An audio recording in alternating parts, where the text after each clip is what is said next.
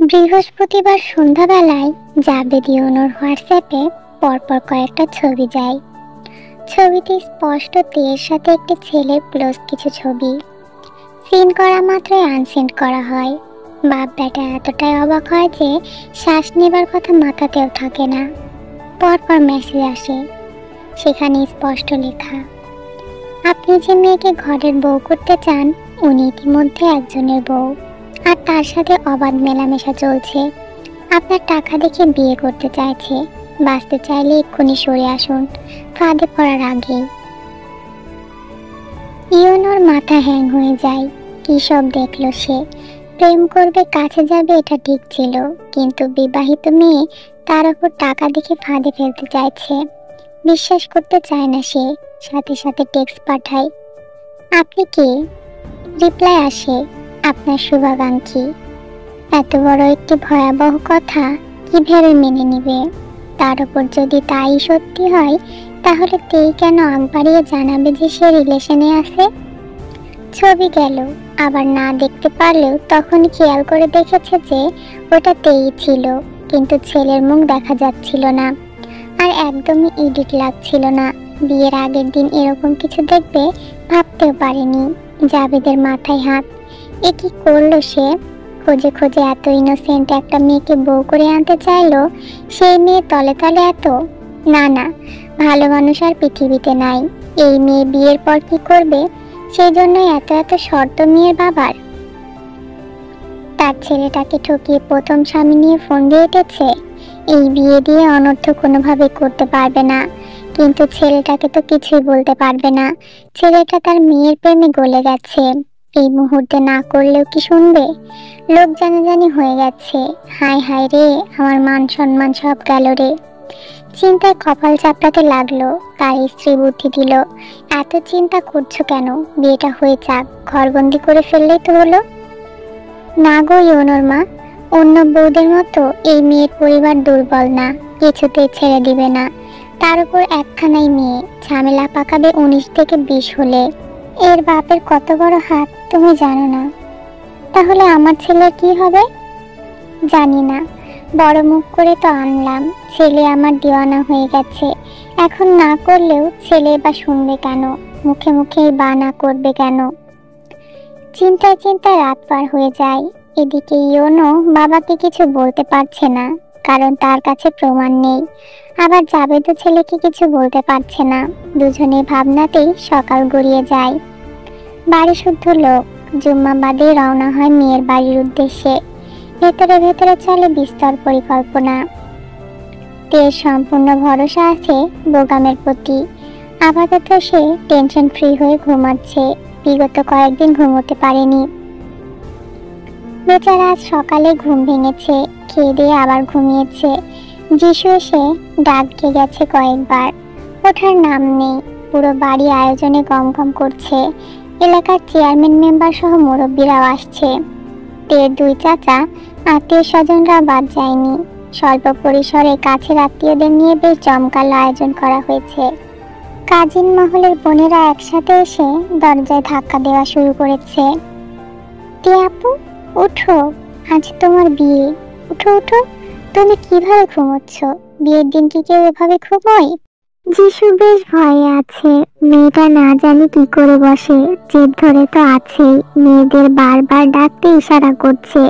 তে মেয়েদের কণ্ঠ শুনে উঠে বসে, আর মোড়া ভেঙে দরজা খুলে দেয়। এতজনকে একসাথে দেখে বলে, কিরে সবাই একসাথে কি? যা যা, আমার বিয়ে দিয়ে কিছু হচ্ছে না। তোমাকে কি জোর করে বিয়ে দিচ্ছে তে আপু? বলছো যে বিয়ে হবে না? ওদিকে তো বরের বাড়ির লোকজন চলে আসছে, আমি দেখে এলাম। কি সত্যি? হ্যাঁ। এটা কিভাবে সম্ভব? এত কিছুর পরে ওই ভ্যাবলা বিয়ে করতে চলে এসেছে। এখন আমার কি হবে? দৌড়ে গিয়ে ফোন লাগায় লিসার ফোনে। দোস্ত, ওই ভ্যাবলা তো বিয়ে করতে চলে আসছে। তোরা কি পিকগুলো সেন্ড করিসনি? কি বলিস? পিক তো সেন্ড করেছি, মেসেঞ্জারে রিপ্লাইও দিয়েছে। তারপরেও কেন এলো? জানি না, আমি কিচ্ছু জানি না। দাঁড়া, বোগামকে কল লাগাই। বোগাম ফোন তুলছে না। 3 বারের মাথায় কল ধরে। হ্যালো বোগাম। হ্যাঁ দোস্ত বল, কই তুই? জিলাপি খাই, আজকে মসজিদে জিলাপি দিচ্ছে, খাবি তুই? রাখ তোর জিলাপি, এত প্রিন্স মারলাম তারপরেও হারামজাদাটা বিয়ে করতে চলে এসেছে। মাইরালা, হালাই সোজা খারাপ, বিয়ারটা মাইয়া নিব তারপরে লোভ ছাড়বো না। কিছু একটা কর, প্ল্যান তো ফ্লপ হলো। তোর বান্ধবীর সারা শরীর কালিমাখি থাকতে বল, এত সুন্দর হবার কি দরকার ছিল? বাজে না বকে তাড়াতাড়ি আয়। আসতেছি, চুলে যাক জিলাপি। টেকে সাদা জামদানি পরানো হয়েছে, লাল ব্লাউজের সাথে কম্বিনেশন একদম ফুটে উঠেছে। চুলগুলো খোপা করে বেলি ফুলের গাজরা, আর কানের পাশে দুটো লাল গোলাপ গুজে দেওয়া হয়েছে। কিন্তু মুখে কিছুতেই সাজানো যাচ্ছে না, কান্নার দমকে চোখের জলে নাকের জলে বন্যা বইয়ে দিয়েছে। মামি চাচি বোনেরা সবাই শান্ত হতে বলছে, আদরে আদরে বুকে চেপে ধরছে, পিঠ বুলিয়ে বোঝাচ্ছে, সোনাটা এভাবে কাঁদে না, তোকে তো শ্বশুর বাড়ি পাঠানো হচ্ছে না, এখানেই থাকবি, কবুলটা বলে দিবি আর একটা সাইন, আর কিছুই করা লাগবে না। তীর কান দিয়ে কথা যাচ্ছে না, আম্মু আম্মু করছে আর কাঁদছে। যিশু দরজা থেকে দেখেই মুখে আঁচল চেপে চলে যায়, তীর কাছে আসে না। মেয়েটা আরো ভেঙে পড়বে, কলিজা ছিঁড়ে যাচ্ছে। নারী ছেড়ে ধন কিভাবে আলাদা করবে? যে হোক তো চুপচাপ হয়ে গেছে, বাইরে সবকিছু তদারকি করছে। কেউ ভালো নেই, কারো মন ভালো নেই। তীর সকল অভিযোগ সত্য, তা যে হুপো জানে। তবে দিন পাল্টিয়েছে, ভালো ছেলে সব কথা পাকা করে মেয়েকে তুলে দিচ্ছে। তবুও যেন শান্তি পাচ্ছে না, পাওয়ার কথাও না। মেয়ের জন্য এত বড় ঘর পাওয়া যায় না। আজকের পর মেয়েটা অন্যের দায়িত্বে, মুখ ভার হয়ে আসছে। অবশেষে থেকে জোর করে আদর দিয়ে কোনো মতে মুখে মেকআপ বসাতে পেরেছে। চোখ দুটো সাজানো পারেনি, হালকা আইশ্যাডো দিয়েছে। এক একজন আসছে আর হাই হাই করছে, এ মা ছি ছি, কেটে কেটে চেহারা কি বানিয়ে রেখেছে। কান্না, একটু হাসো না মা, এত সুন্দর জামাই পাচ্ছ, হাসবে না তা কাঁদছো কেন? লোকে দেখলে খারাপ বলবে তো, অনেক হয়েছে, আর কেঁদো না। যেভাবে মুখ করে রেখেছে বউ, পরের বাড়ির লোক দেখলে তো বলবে নির্ঘাত কোথাও লাইন ছিল, জোর করে এনে বিয়ে দিচ্ছে, মান সম্মান কি আর কিছু থাকবে? লাইন থেকে বেলাইনে একের পর এক মন্তব্য ছুটছে। ছোট কাকিকে বলতেই উনি রুমে আসেন, সকলকে বাইরে বের করে দেয়। আপনারা সবাই একটু বাইরে যান, হাতে হাতে কাজগুলো করে দিবেন, আমাদের মেয়ে একটু রেস্ট নিক। সাজাতেই তো পারলাম না, মরা কান্না কাচ্ছে যে হারে। বাকিটা আমি সাজিয়ে দিচ্ছি, একা ছাড়ুন প্লিজ। সবাই চলে যেতে কাকি এসে সাদা দোপাট্টা মাথায় দিয়ে দেয়, ঠোঁটের লিপস্টিক গাঢ় করে, টিস্যু দিয়ে চোখ মুছিয়ে দেয়, থুতনি তুলে বলে, মাশাআল্লাহ কি সুন্দর লাগছে। তেমা আর কাঁদে না, তুমি তো বুঝতার মা, দেখেছো লোকে খারাপ বলছে, আমাদের সোনা মা। তে আর কাঁদে না, নিসার বুকে মুখ গুজে থাকে। সর্বনাশ যা হবার হয়ে যাচ্ছে। ছেলে পক্ষের সাথে বেশ তর্ক হচ্ছে। যে হোক দিনমোহর ধরতে বলেছে 25 লাখ, জাবেদ ধরতে চাইছে 10 লাখ। চাপাচাপিতে বেশ কথা উঠে। যে হোক নত যেন না হয়ে বলে, আমার মেয়ের জন্য এই মুহূর্তে আমি 10 লাখ বের করতে পারি, সেখানে আপনারা কোটিপতি হয়ে মাত্র 10 লাখ কিভাবে দেনমোহর ধরতে পারেন? আহা বিয়াই, যত কম দেনমোহর হবে সংসার তত রহমত হবে। আগের দিন বাগি খাইছে, এখন আর সেসব বলে হবে না, সামর্থ্য অনুযায়ী দেনমোহর ধরুন। আমরা 10-এর উপরে যেতে পারবো না, 25-এর নিচে আমিও মেনে নিব না। এক কথা দু কথায় বেশ গন্ডগোল শুরু হয়। শেষমেশ জাঙ্কুকে একটা প্রস্তাব রাখে, আমার মনে হয় সমঝোতা করে নেওয়া উচিত, 20-এ আসুন, 10-এ আসলে হবে না। না না, অসম্ভব, আমরা নগদ দেনমোহর পরিশোধ করব, 10-এর উপরে যাব না। ইউনো বুঝতে পারছে না হচ্ছেটা কি, তার বাবা এত কম কেন দেনমোহর করতে বলছে। যে কোনো মূল্যেই তো এই বিয়েটা দেবার কথা। বাবার মতিগতি ধরতে বেশ বেগ পেতে হয় না, শিওরও হয়ে যায় যখন রাগে গজগজ করতে করতে যে হোপের ওপর হাইফত দেখায়। তোমার দুশ্চরিত্র মেয়েকে দিয়ে আমার ভদ্র ছেলেকে বিয়ে করাচ্ছি, এটাই তো বেশি, সেখানে আবার আমাকে অসম্মান করো। আপনি নিজে দেনমোহর বাড়াচ্ছেন না বেশ, কিন্তু আমার মেয়ের সম্পর্কে উল্টাপাল্টা কথা বলতে পারেন না। কি উল্টাপাল্টা কথা বলেছি? সম্পত্তির লোভে মেয়েকে আমার ছেলের কাছে বিয়ে দিচ্ছেন। মেয়ে নোংরামো করে বেড়ায়, সেদিকে নজর নেই আপনার। মুখোশ পরে থাকেন মিয়া। প্রথমে তো বিশ্বাসই করতে চায় নাই, এখন মহারণা নিয়ে বাঁধিয়েছেন। কয়দিন পরে ডিভোর্স দিয়ে এতগুলো টাকা হাতিয়ে নেবেন। আপনার এই রূপ না দেখলে তো জানতামই না। জাভেদ ভাই, মুখে লাগাম দিয়ে কথা বলুন। আমার মেয়ে সম্পর্কে উল্টাপাল্টা কথা বলবেন না। আমি কিন্তু এটা মেনে নিব না। ছেলের সংসার পাকাপোক্ত যদি করতে চান, তাহলে দেনমোহর কেন এত কম? আপনার মতলব কি আগে সেটা বলুন। তের কাকারা প্রচুর রেগে যায়, জাভেদের পরিবারের সাথে ঝগড়ায় লিপ্ত হয়। জাভেদের থেকে সরাসরি প্রমাণ চেয়ে বসে। তাদের মেয়েকে চেঁচে পড়ে বিয়ে করতে এসে অপমান, তারা ছেড়ে কথা বলবে না। সুবিন বোনের বিয়ে উপলক্ষে ছুটি নিয়েছে, সেও শাসিয়ে ওঠে। মানহানির মামলা দিয়ে বসবে।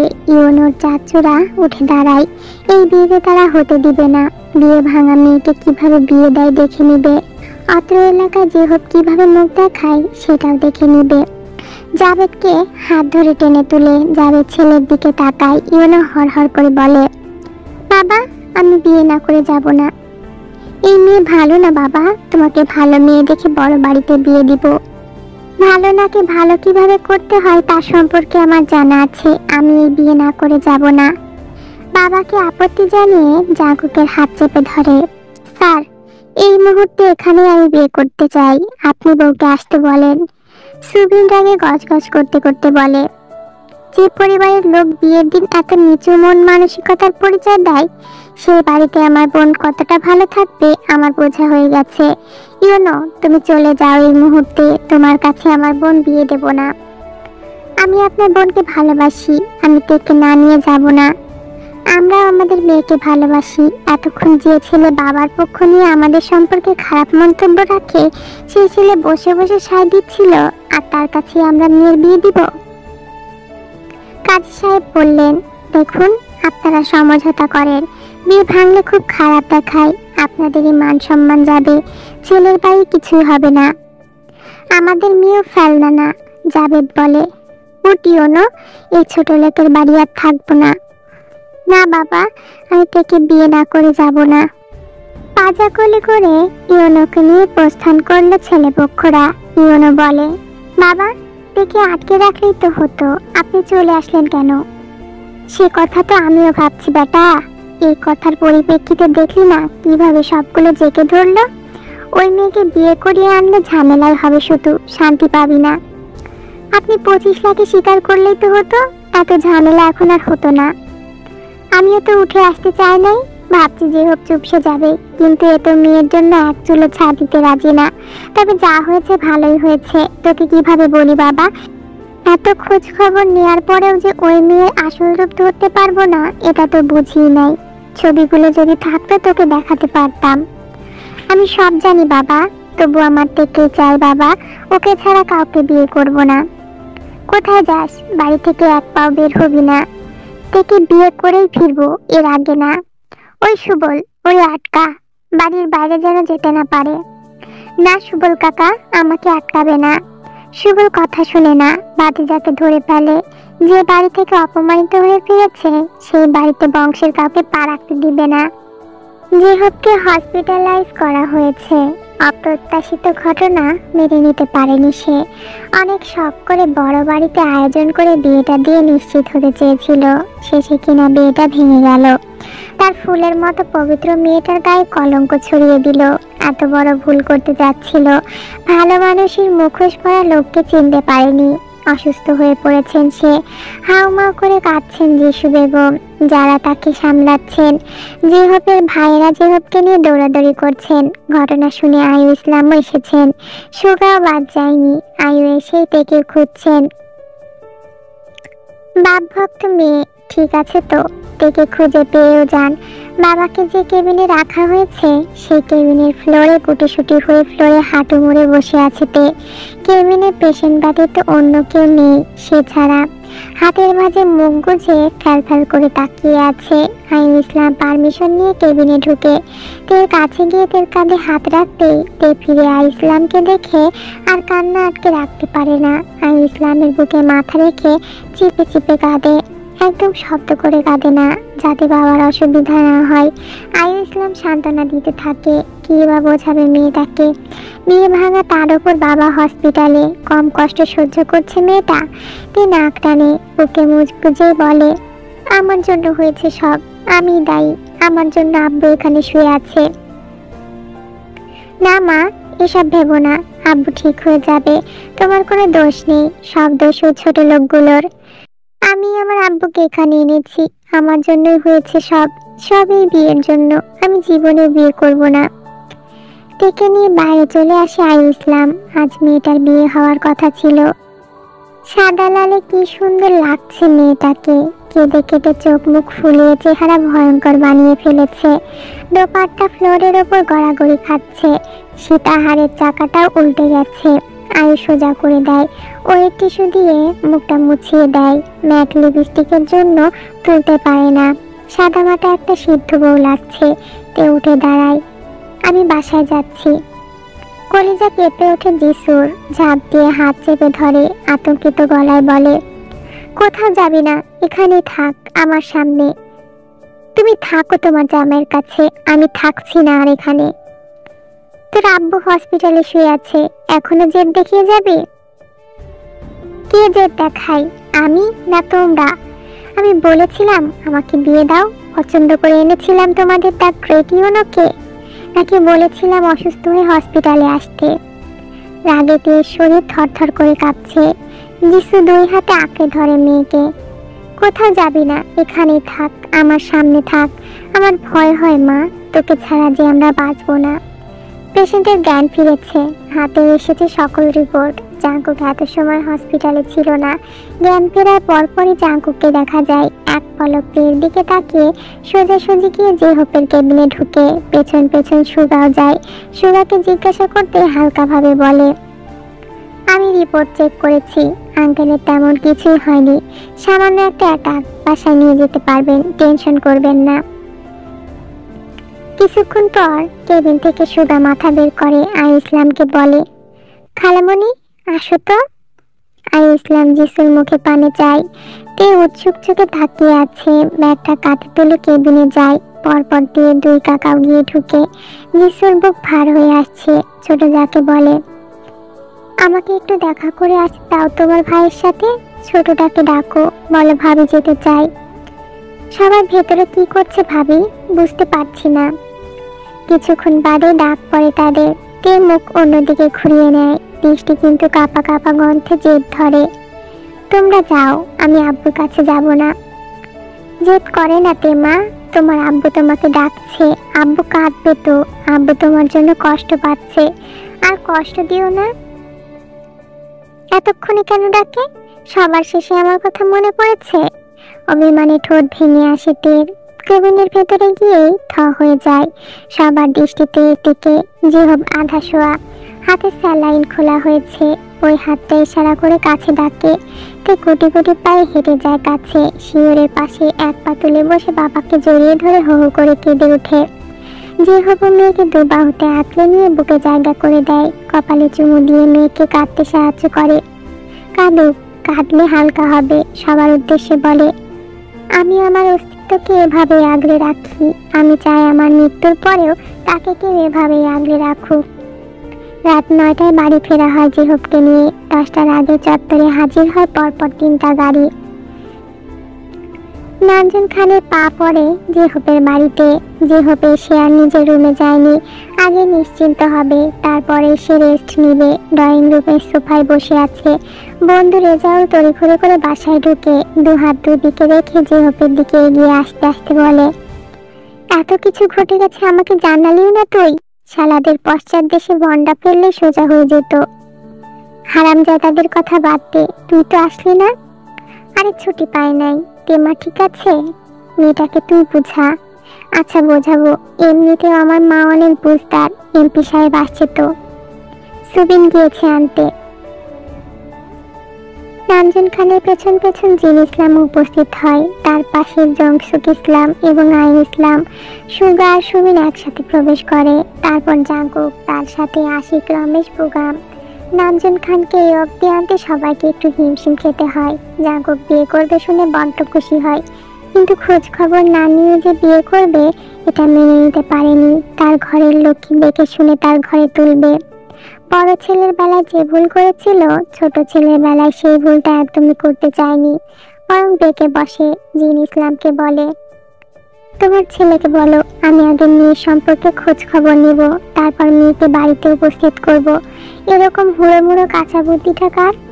কি ঠেকা পড়ছে যে জাঙ্কুককে বিয়ে করতে হবে সেই মেয়ের সম্মান বাঁচাতে? সুরা কাচুমুচু করে, ফোনের দিকে চোখ বুলিয়ে সাহস করে বলে, আমি প্রস্তাবটা দিয়েছি বাবা। কি মনে করে? তুমি চেনো মেয়েটাকে? তোমার পরিচিত? তুমি তার কাছে দায়বদ্ধ? খালামণির কথায় প্রস্তাব রেখেছি বাবা। তোমার খালামণি এর কাজ কিভাবে করতে পারলো? জিন ইসলাম বোনের পক্ষে সায় জানায়, মেয়েটাকে আমিও দেখেছি, পছন্দ করেছি জাঙ্কুকের জন্য। ব্যাস, এত দূর? তাহলে তো হয়েই গেল। আয়ু ইসলাম এসে সামনে নিল। দোলা ভাই, মেয়েটা আমার স্টুডেন্ট, খুবই ক্লোজ, জেনে বুঝে আমি এগিয়েছি। নামজুন খান জাঙ্কুকের দিকে তাকালো, ভুরু কুঁচকে জিজ্ঞাসা করলো, তুমি তো মা খালা ভাইয়ের কথা শোনাচ্ছিলে না, তাহলে কেন আমি সেই বাড়িতে যাব? আমি স্বেচ্ছায় বিয়ে করছি, সেজন্যই আপনি আপনার পুত্রবধূকে দেখতে যাবেন। নামজুন খান মনে মনে হাসে, মনে মনে থেকে দেখার প্রবল ইচ্ছা পোষণ করে। নিশ্চয়ই এই মেয়ের মাঝে কিছু একটা আছে, নয়তো তার ছেলে তার সামনে স্বাভাবিক বিপরীত আচরণ করতো না। নামজুন খানের দিকে হাত বাড়িয়ে দেয় যে হোক। নামজুন খানও হ্যান্ডশেক করে আমোদ মেজাজে উচ্চস্বরে বলে, এই শরীরে বসে আছেন ভাই সাহেব, এখন তো ভালো আছেন? এখন ভালো আছি। গরিবের বাড়িতে আসতে অসুবিধা হয়নি তো আপনাদের? ভালো আছেন? হাব ভালো আছি। এমন এক নিউজ এত তাড়াতাড়ি শুনবো ধারণা করি নাই। আপনার মেয়েকে আগে দেখি, তারপর ডিপেন্ড করবে বাকিটা ভালো হবো কিনা। যতটুকু আছে ততটুকু খোয়াবো। এই ব্যাপারে আমি গ্যারেন্টি ভাই সাহেব, আমার মেয়ের ওপর থেকে হাত তুলতে পারবেন না। তাহলে তো আলহামদুলিল্লাহ। উপস্থিত গোল বৈঠকে থেকে নিয়ে আসা হলো। লিসা ছোট কাকি এক পোকা টেনে নিয়ে আসে। তে বলতে থাকে, আবার কি করতে চাচ্ছ তোমরা? আবার কোন নাটক? আরেকটু ধৈর্য ধর মা, তারপরে শেষ, বিয়েটা হয়ে গেলে শান্তি। আবার কোন গবেটকে ধরে এনেছে তোমাদের ভাই? করবো না আমি এই বিয়ে। আল্লাহ, মা চিৎকার করো না। এমপি সাহেব বাড়িতে। উনি কেন এখানে? ওনার ছেলে দিয়ে কাজ হয়নি, এখন বুঝি উনি ঘটকগিরি করতে এসেছেন? লিসা মুখ চেপে ধরে, এবার চুপ যা মা, আগে চল। নামজুন খানের মুখ দেখে মাশাআল্লাহ বলে ওঠে। পকেট থেকে ওয়ালেট বের করে সালামি ধরিয়ে দেয়। জিন উঠে এসে থেকে এক হাতে বুকে জড়িয়ে ধরে, কপালে চুমু দিয়ে দু হাতে মোটা চুর পরিয়ে দেয়। জংসুক ইসলামের ওয়াইফকে বলে, এই ওয়ালেট বের করো। আরে আরে, এত অস্থির হচ্ছ কেন? ভাগিনা বউকে একদম ভরিয়ে নিয়ে যাবো তো। যে হোক হাত ধরে পেপার এগিয়ে দিয়ে বলে, সাইন করো। তুই টলমল চোখে জেহবের দিকে তাকায়। অভিমানে চোখ থেকে দুপোটা জল গড়িয়ে পড়ে। কাপা হাতে সাইন করে দেয়। কাজী সাহেব বলেন, এমপি সাহেব, দেনমোহর কত ধরবো? নামজুন খান জাঙ্কুকের দিকে তাকায়। ছেলের দিকে তাকিয়ে মিটিমিটি হাসে। জাঙ্কুক গা ঝাড়া দিয়ে বসে, স্ট্রং গলায় বলে, 25 লাখ লিখেন। নামজুন খান টিপ্পনি কাটেন, কম হয়ে গেল না বাবা? জাঙ্কুকও কম যায় না। কাজীকে বলে, সাথে উত্তরার একটা ফ্ল্যাট এবং টাউন হলে একটা ফ্ল্যাট অ্যাড করে দেন। ছেলের কথায় কেসে ওঠে নামজুন। আস্তে আস্তে বলে, তোমার ফ্ল্যাট তুমি দিতেই পারো, কিন্তু উত্তরার ফ্ল্যাট তো তোমার মমকে দিয়েছি বাবা। প্রবলেম কি? মমের আর আমার তো একই হলো। মম আমাকে দিবে, আমি আমার বউকে দিব। তোমার একটা বড় ভাই আছে বাবা। ভাইয়ের জন্য আমি খুঁজে নিচ্ছি, পেয়ে গেলে পেমেন্টটা করে দিবেন। নামজুন খান জাঙ্কুকের কথায় একটু শব্দ করে না। এই ছেলে সবসময় বাপের উপর দিয়ে যাবে, সেটাই স্বাভাবিক।